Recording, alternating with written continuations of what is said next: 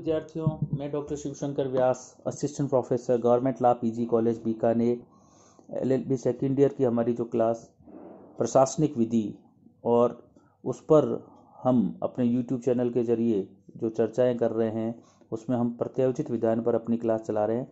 और हमने 2 क्लासों में एडमिनिस्ट्रेटिव लॉ का मीनिंग और कॉन्स्टिट्यूशनलिटी ऑफ डेलीगेटेड लेजिस्लेशन इसके ऊपर हमने चर्चा की, यानी कि प्रत्यायोजित विधान के अर्थ और उसकी संवैधानिकता पर हम चर्चा कर चुके हैं।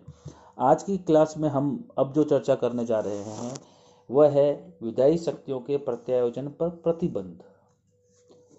Restriction on the delegation of legislative power. विधायी शक्ति के प्रत्यायोजन पर प्रतिबंध या प्रत्यायोजन विधान की सीमाएं या एक्सेसिव डेलीगेशन, किसी भी चीज नाम से आपसे क्लास पेपर में पूछा जा सकता है कि विधायी शक्तियों पर के प्रत्यायोजन पर क्या प्रतिबंध है, यानी कि क्या सीमाएं हैं, ठीक है ना, क्या प्रतिबंध है, क्या सीमाएं हैं। और अत्यधिक प्रत्यायोजन का सिद्धांत, थ्योरी ऑफ एक्सेसिव डेलीगेशन, क्या आपने अपने को प्रदत्त शक्तियों के आगे बढ़कर कहीं विधि का निर्माण तो नहीं कर लिया है, इस पर हम चर्चा करेंगे। जैसे कि हमने अपनी पिछली क्लास में तीनों ट्रेंड्स को देखा था, ब्रिटिश, अमेरिकन और इंडियन, ठीक उसी प्रकार से इन शक्तियों के प्रत्यायोजन पे प्रतिबंध, ये सीमाएं या अत्यधिक प्रत्यायोजन पर भी तीनों ट्रेंड को हम देखेंगे।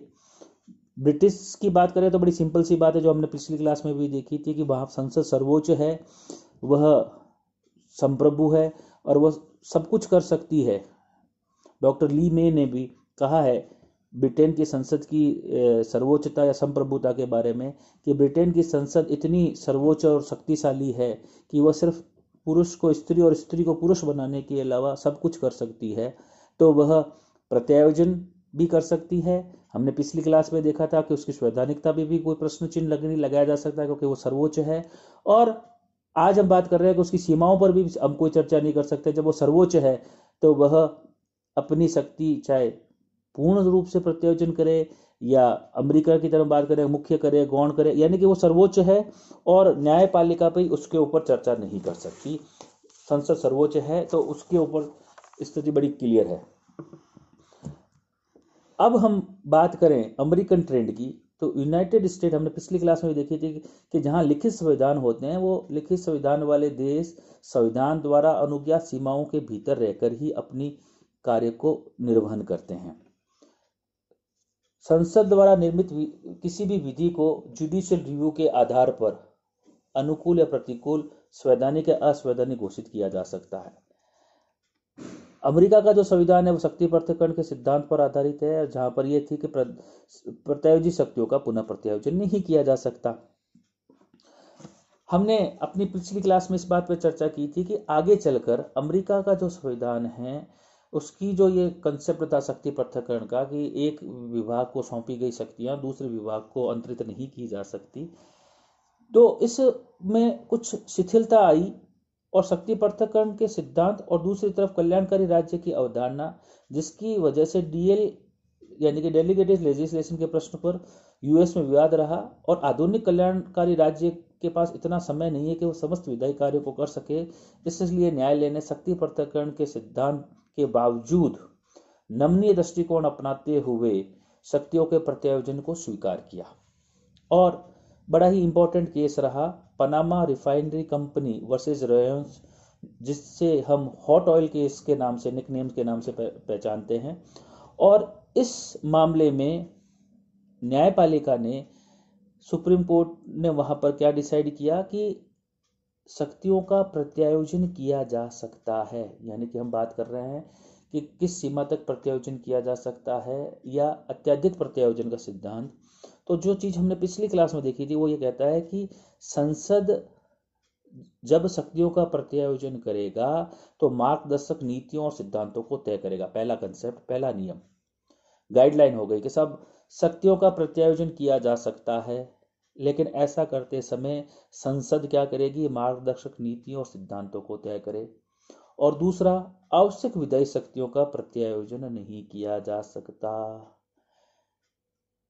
आपको ध्यान में रखना होगा। और गौण विधायी शक्तियों का प्रत्यायोजन किया जा सकता है। इस थ्योरी को वहां पर एडॉप्ट किया गया। अब वहां स्थिति क्या बन के गई है कि जब कभी भी चाहे उसकी स्वैधानिकता को देखना हो या उसकी सीमाओं को देखना हो, प्रतिबंध को देखना हो या अत्यधिक प्रत्यायोजन के सिद्धांत को देखना हो, तो इस गाइडलाइन जो पनामा रिफाइनरी कंपनी के मामले में दी गई, उसके आधार पर यह तय किया जाएगा कि क्या संसद ने ऐसा करते समय मार्गदर्शक सिद्धांत तय किए हैं नहीं, और कहीं आवश्यक विधायी शक्तियों का प्रत्यायोजन तो नहीं कर दिया है, यानी कि वह सिर्फ और सिर्फ गौण विधायी शक्तियों का प्रत्यायोजन ही कर सकता है। अब हम आते हैं अपने भारत के कंसेप्ट के ऊपर, इसके ऊपर कि भारतीय स्थिति क्या है। तो दो भागों में बांटते हैं, संविधान पूर्व की स्थिति और संविधान के बाद की स्थिति। जब हम संविधान पूर्व की बात करते हैं, ठीक है ना, तो संविधान पूर्व भारत में प्रत्यायोजित विधायन को सशर्त विधायन कंडीशनल लेजिस्लेशन के आधार पर स्वीकार किया गया।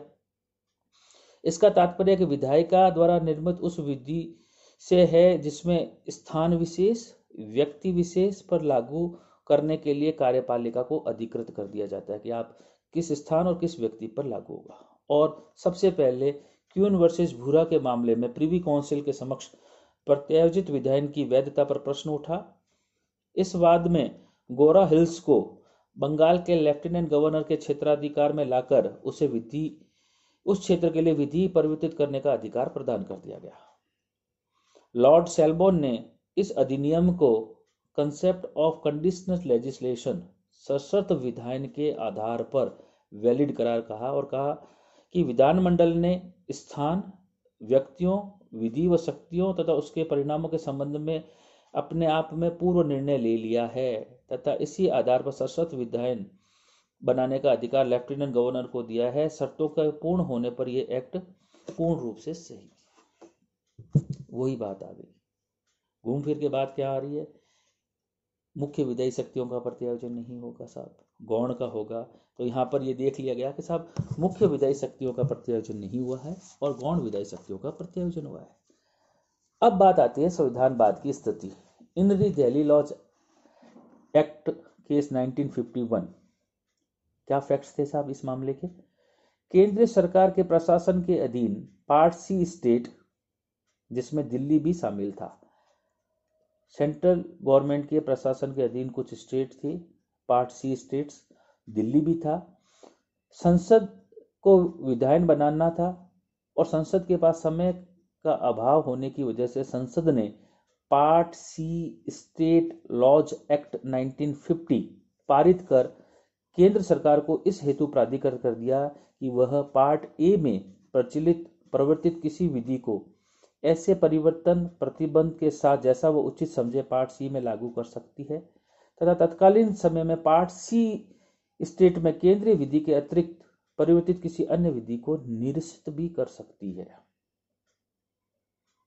ध्यान में रखना, क्या दे दिया कि पार्ट सी में केंद्रीय विधि के अतिरिक्त परिवर्तित किसी अन्य विधि को क्या कर सकता है, शून्य भी घोषित कर सकता है। 7 न्यायाधीशों की पीठ ने मामले की सुनवाई की और सब ने एक मत से निर्णय दिया कि वर्तमान समय में प्रत्यायोजित विधायन आवश्यक है। दूसरा, चूंकि विधायिका अपनी शक्तियां लिखित संविधान से प्राप्त करती है, इसलिए भारतीय संसद को ब्रिटिश संसद के समान विस्तृत शक्तियां नहीं दी जा सकती। भारत में क्या है, सर्वोच्च संविधान, अतः प्रत्यायोजित विधायन पर कुछ सीमाएं भी हैं। अब बात आई साहब, सीमाएं हैं तो हमने क्या किया, अमेरिकन ट्रेंड को पकड़ लिया यहां पर, और इस मामले में हमने क्या कहा कि साहब मुख्य विधायी शक्तियों का प्रत्यायोजन नहीं किया जा सकता। Essential legislative power can not be delegated, और प्रत्यायोजित करते शक्तियों का प्रत्यायोजन करते समय मानकों का निर्धारण करना होगा। तो हमने हॉट ऑयल केस में जो कंसेप्ट था, अमेरिकन ट्रेंड था, उसे स्वीकार करते हुए इस इंद्री दिल्ली में उसे स्वीकार किया।